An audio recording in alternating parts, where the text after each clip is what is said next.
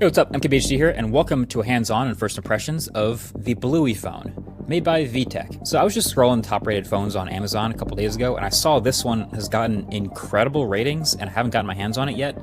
Maybe I'm not on their review program list or something. So I ordered one, and now it's here. It costs $10.99.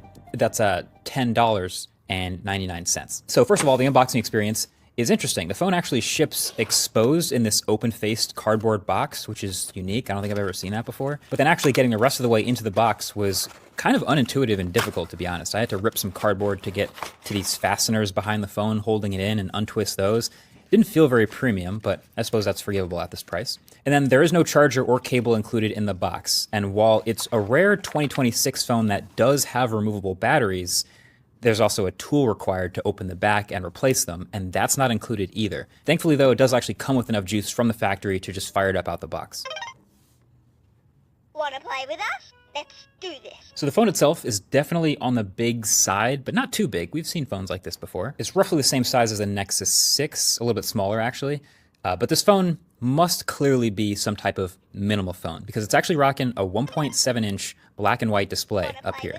And despite this antenna up here at the top, there are no cell radios, no internet connection, no cameras at all, and exclusively physical buttons. It doesn't even have Bluetooth, which in a Bluey phone, you'd think maybe it would. But you know, I do know a few people in real life that are trying to use their phone less by switching to a minimal phone.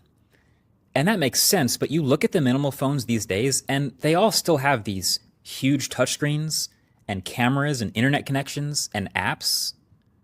Cowards. So yeah, this Bluey phone, it takes it to the next level. When you type numbers on the Bluey phone, instead of making any phone calls, it just says the numbers out loud to you. 6, 7. So that's nice. The speaker on the back has 3 volume levels, and ordinarily a single rear-facing speaker wouldn't be that nice, but the grill and the opening are more than big enough to ever accidentally block it with your fingers, so that's thoughtful design. It also does have a few games built in, which might sound counterintuitive for a minimal phone, but these are much healthier than doom scrolling TikTok or Instagram or something like that. My personal favorite is the one where you can blow bubbles by blowing into the microphone. It's sweet. Also, look how fast this boots up. This is power.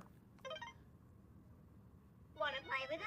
Already on. So, one of the fastest booting phones. Bubbles right there. Okay. Now it's your turn. Now it's my turn. Microphone.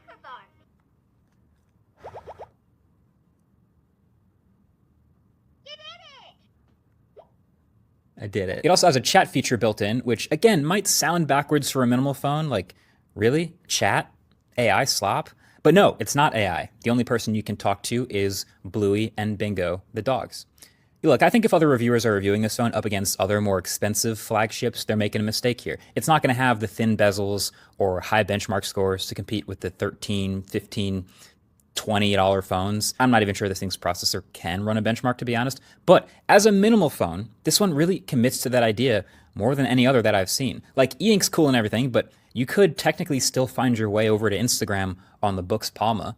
But if you have less than 1,000 total pixels across your whole display, and never go above 3 to 4 frames per second, and also have literally no cameras and no internet connection, then battery life becomes weeks instead of days, and screen time becomes minutes instead of hours, and total doom scrolling is effectively reduced to 0. This is good.